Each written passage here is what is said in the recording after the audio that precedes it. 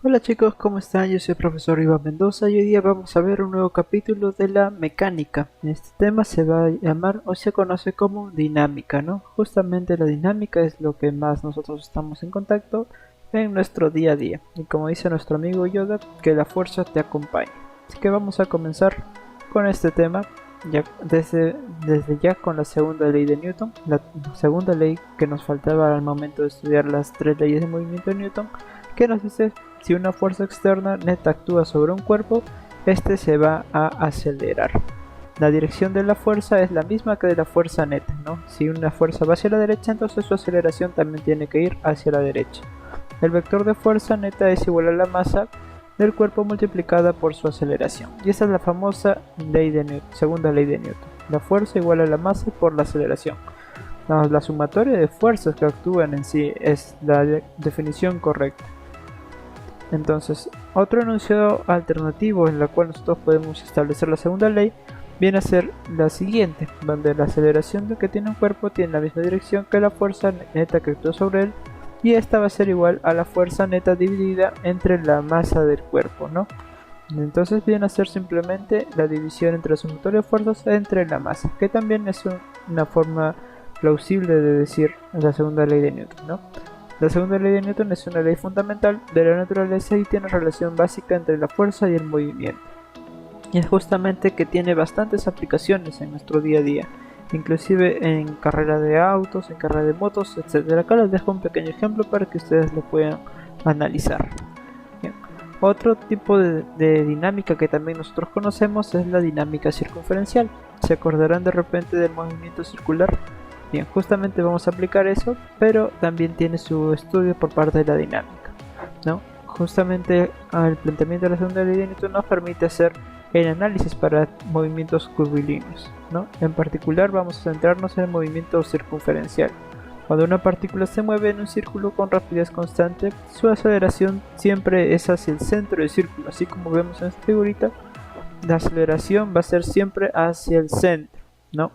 En la cual esta se va a hacer a una rapidez constante, pero va a tener una aceleración, ¿no? La aceleración que va a apuntar al centro del círculo, ¿no? Su aceleración siempre es perpendicular a justamente la velocidad en un determinado punto, que es conocida como la velocidad instantánea. Pero ahora nos vamos a basar más que todo en la fuerza, ¿no? La magnitud de A, que viene a ser A pero en radianes, es la aceleración constante y está dada en términos de la rapidez y el radio, ¿no? Ya lo vimos esto en el movimiento circular uniforme, ¿no? Que la aceleración viene a ser la velocidad al cuadrado entre el radio. La magnitud de la aceleración radial está dada por justamente esta ecuación, así que si la reemplazamos en la fórmula anterior de la segunda ley de Newton, nos da esta expresión de acá, donde la fuerza neta viene a ser la masa por la aceleración, pero si estamos en un movimiento circunferencial, esta aceleración la reemplazamos por la velocidad al cuadrado entre el radio. Y tenemos esta nueva expresión donde la fuerza neta va a ser igual a la masa por la velocidad al cuadrado entre el radio, ¿no? Esta va a ser nuestra nueva expresión para la dinámica circunferencial. Bien, esto es básicamente lo que tenemos que saber y nos toca resolver ahora los ejercicios, ¿no? No sin antes primero tener en cuenta cómo es el diagrama de cuerpo libre en este tipo de casos, ¿no? Los diagramas de cuerpo libre vienen a ser de dos maneras. Va a ser uno que es lo que nosotros tenemos que hacer, pero en algunas ocasiones de repente los conceptos se pueden confundir y justamente está explicado en este ejemplo de acá. En el caso A, la única fuerza que actúa sobre una fruta, por ejemplo, al caer es la fuerza de la gravedad. Eso es muy importante.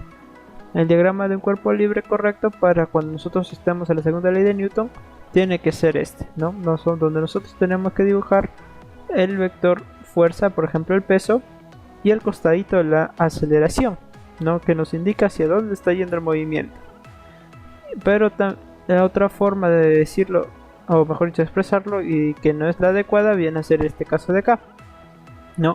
El vector no pertenece al diagrama de cuerpo libre debido a que Fm por la aceleración no es una fuerza en sí, sino viene a ser una sumatoria de fuerzas. Esto es bastante importante en tenerlo en consideración.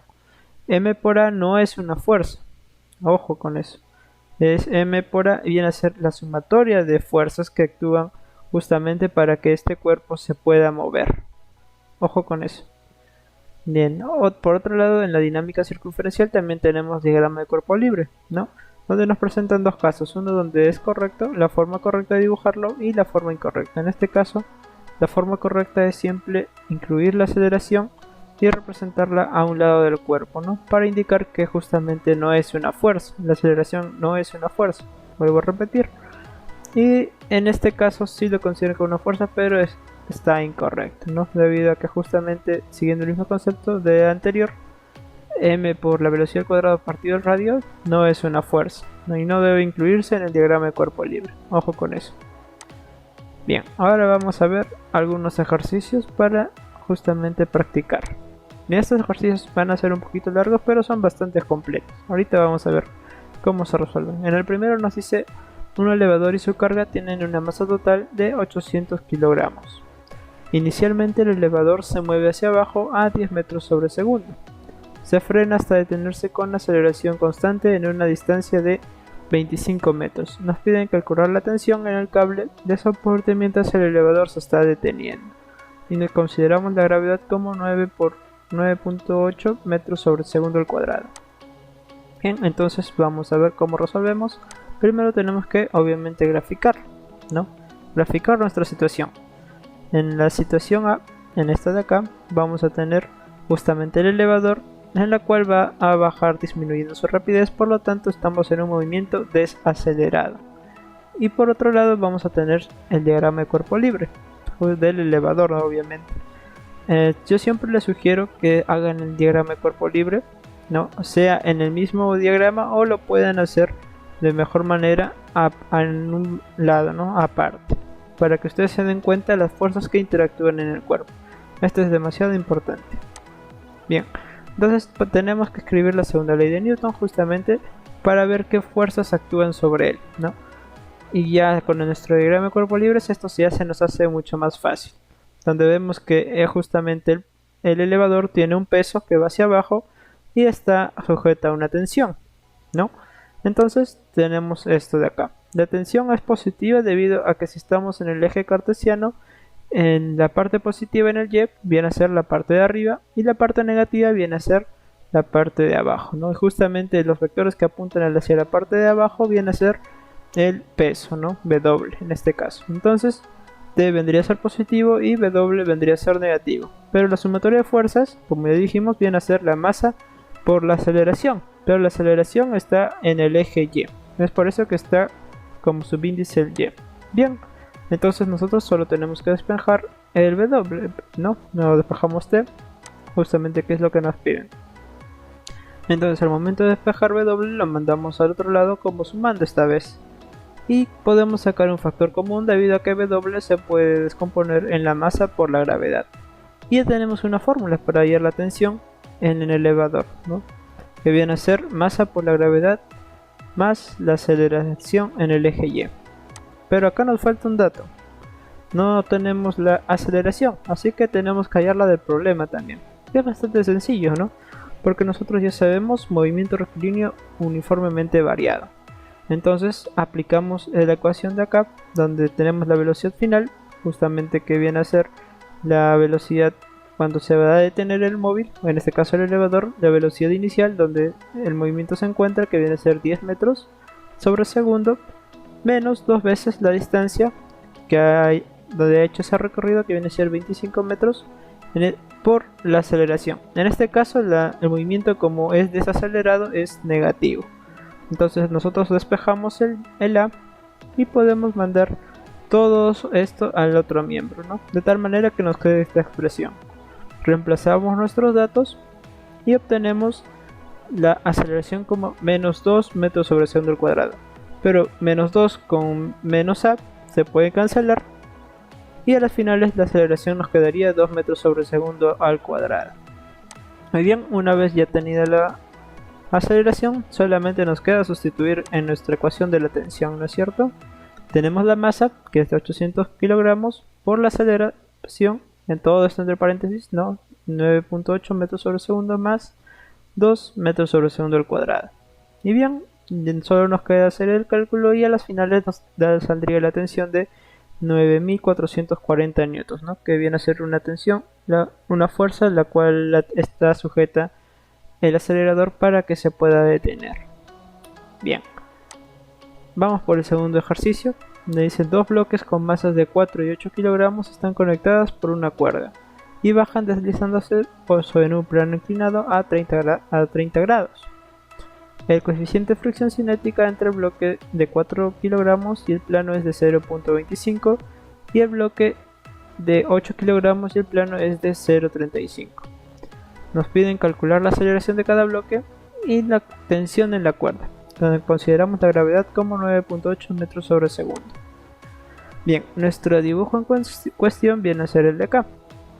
Tenemos dos bloques unidos por una cuerda y esta cuerda está obviamente sometida a una tensión.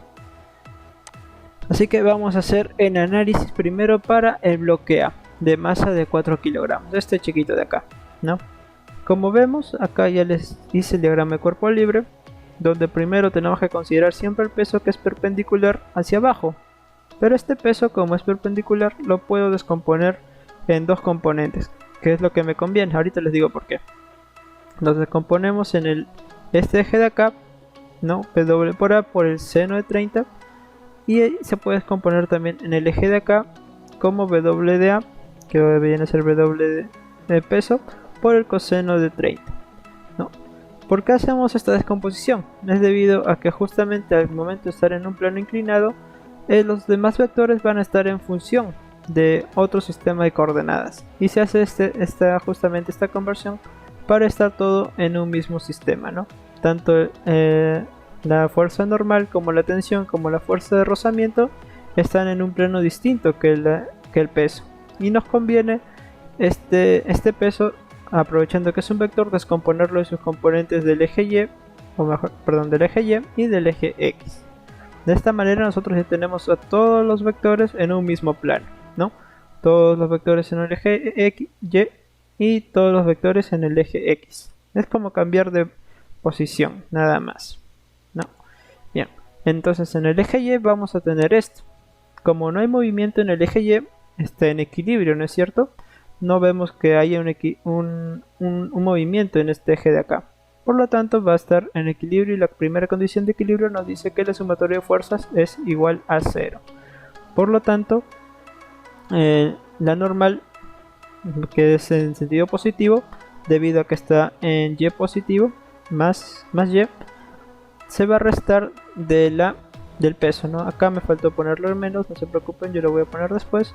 Pero acá el signo es negativo, ¿no? Debido a que el peso está apuntando hacia abajo, por lo tanto es negativo.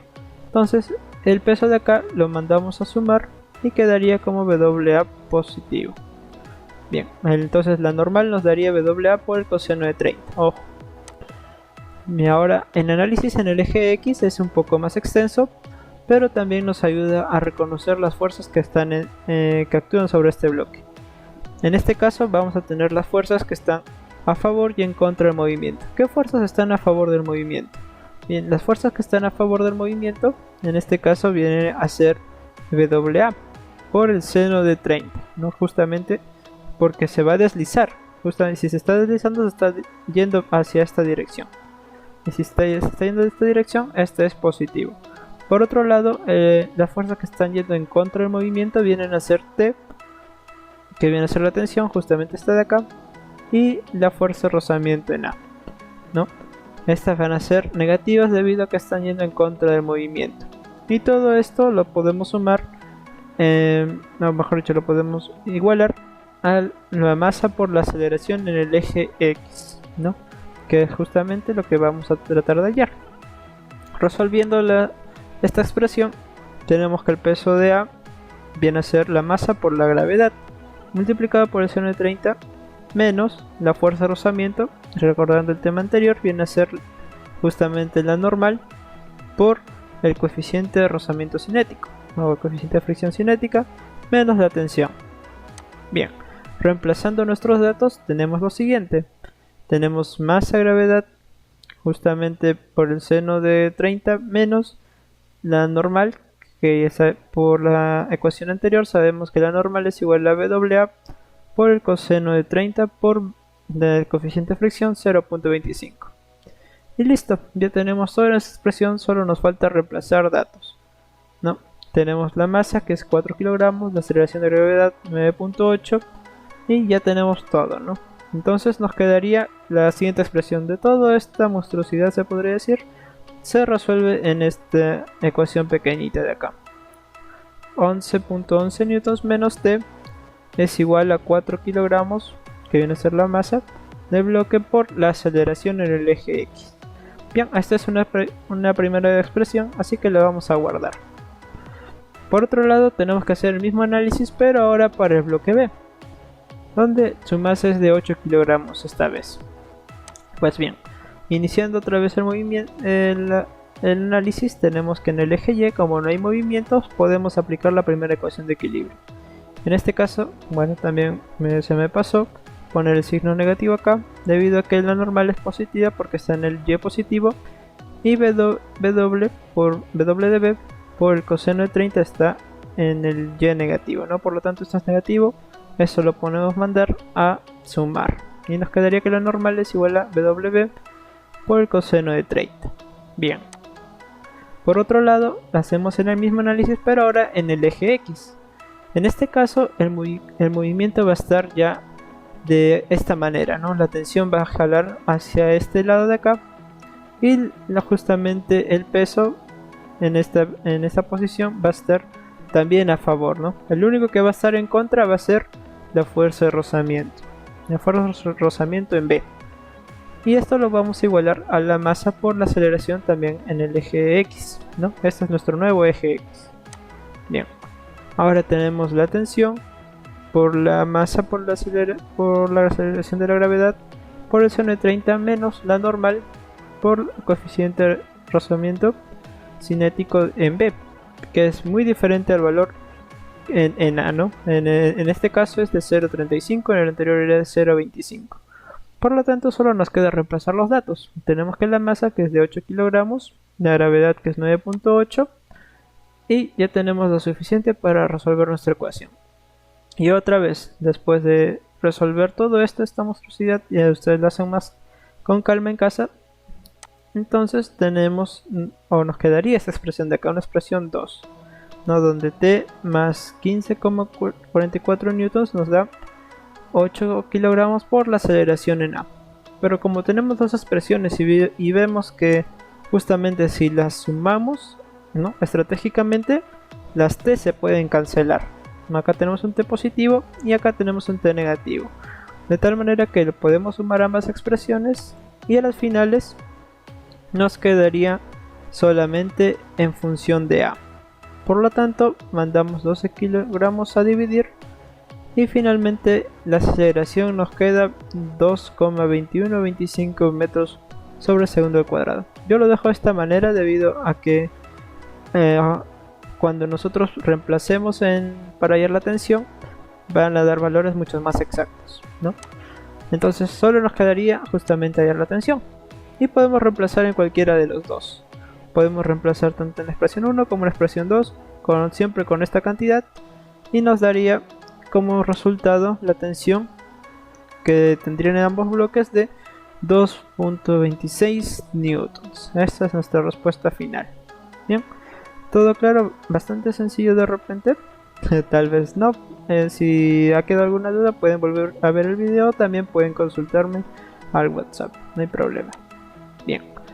Otro ejercicio que tenemos es este. Nos dice: un automóvil recorre una curva sin peralte, o sea, sin una elevación, de radio de 230 metros. Si el coeficiente de fricción estática entre los neumáticos y la carretera es de 0.96, nos dicen cuál es la rapidez máxima de B máximo, con el que el conductor puede tomar la curva sin derrapar, o sea, sin que sufra un deslizamiento por ahí, ¿no? Considerando la gravedad 9.8 metros sobre segundo al cuadrado. Bien, este es nuestro dibujito en cuestión, ¿no? Nos imaginamos el que estás conduciendo por ahí en una carretera y de repente te enfrentas a una curva. ¿Con cuál velocidad tienes que ir para no de repente no deslizarte, ¿no?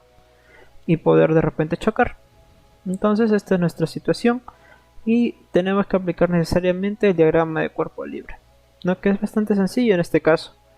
Para la vertical solo tenemos la normal, tenemos el peso, pero ahora para el eje X vamos a tener una fuerza que va a aparecer, ¿no? Que es la aceleración. Ahorita vamos a ver con más detalle. Bien, para nuestro análisis vamos a tener que en el eje X justamente va a aparecer la fuerza de acá, ¿no? Esta fuerza va a ser igual a la masa por la aceleración, pero como estamos en un movimiento circular, debido a que se enfrenta en una curva, vamos a utilizar la expresión del movimiento circular uniforme, ¿no? Reemplazando, tenemos esta expresión de acá, de la masa por la velocidad cuadrada sobre el radio. Bien, pero en el eje Y también tenemos otra expresión, que viene a ser justamente, debido a que no hay movimiento, tenemos la condición de equilibrio, ¿no? Donde la normal más, ahora sí, menos el peso, viene a ser 0. Por lo tanto, la normal viene a ser justamente masa por la aceleración, es igual al peso. Pero nosotros tenemos que analizar algo bastante importante, y eso es lo que les dejo anotado acá.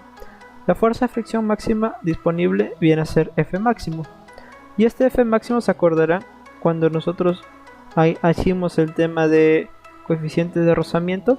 Cuando es máximo, justamente cuando el coeficiente de fricción estática, cuando se va a iniciar el movimiento, es máximo, ¿no? Donde justamente en ese instante va a haber movimiento, o se va a producir movimiento. Entonces mu sub s por la normal, ¿no? Pero como la normal sabemos que es lo mismo que el peso, lo expresamos de esta manera. Entonces esta fuerza de fricción máxima nosotros la vamos a utilizar, ¿no? Y justamente esto va a determinar la rapidez máxima del automóvil.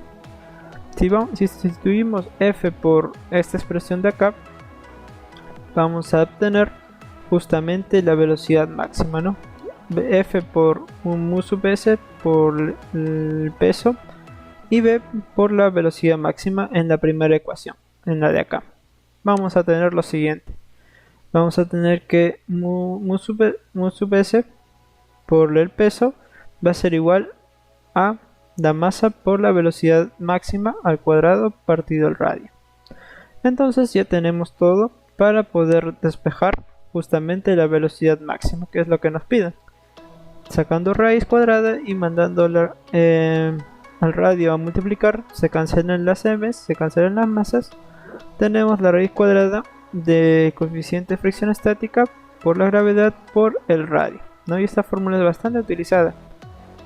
Y ahora vamos a ver cómo se va a reemplazar justamente en nuestros datos, ¿no? Tenemos el coeficiente de fricción estática, que viene a ser mu sub s 0.96 por la gravedad 9.8 y el radio, que también es muy importante, ¿no? Entonces la velocidad máxima para que este móvil o este carrito no derrape y no se vaya a estrellar por ahí es de 47 metros sobre segundos, ¿no? Si va a una velocidad mucho mayor, hay una alta posibilidad de que este no tome la curva con la debida precaución y se pueda ir de frente, ¿no? Y estrellarse.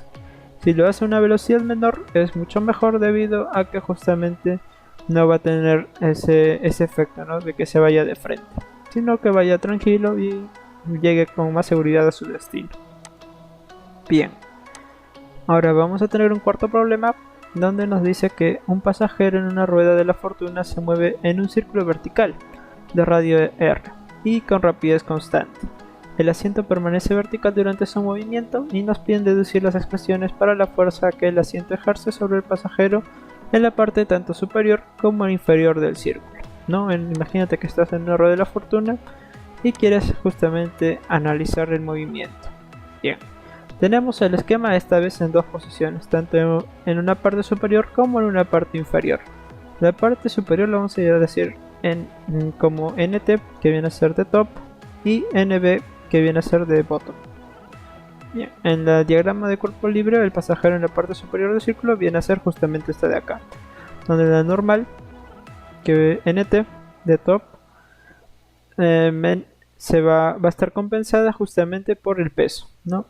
Va a haber un movimiento también en el eje X, pero la aceleración, recordemos, siempre va a estar apuntando al centro del círculo, ¿no? Por lo tanto, esta aceleración va a estar apuntando hacia el centro del círculo, ¿no? Hacia abajo.